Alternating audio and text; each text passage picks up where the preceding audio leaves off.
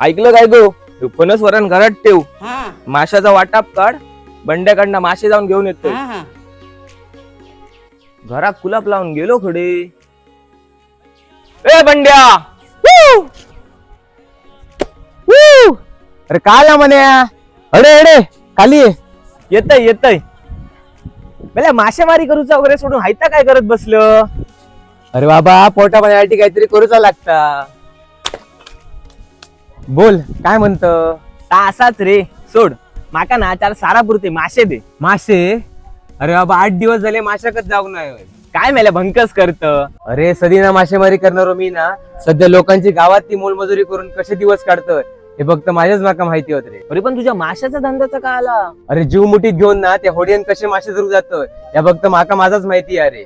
अरे जाई फाटली होती हाडू सुद्धा पैसे नाही होत. जो पैसो असा ना तो घर चालवकच जाता. अरे खैसून हाडतलो इतको पैसो. अरे ना कसली सवलत ना कोणाचा आधार.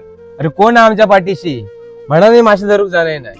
तुला वाटतं बातम्या वगैरे बघणंच नाही वाटतं? होय मा म्हणजे अरे भावा, आपल्या सरकारान मच्छीमारांसाठी ना ऐतिहासिक असो निर्णय घेतलेलो असा. जे जे सवलती कृषींका मिळायचे ना, म्हणजे शेतकऱ्यांका मिळायचे ना, ते आता मत्स्य व्यवसाय करणाऱ्यांका पण मिळतले असेल. म्हणजे आता ना मत्स्य व्यवसायाक ना कृषीचा दर्जा लाभलेलो असा.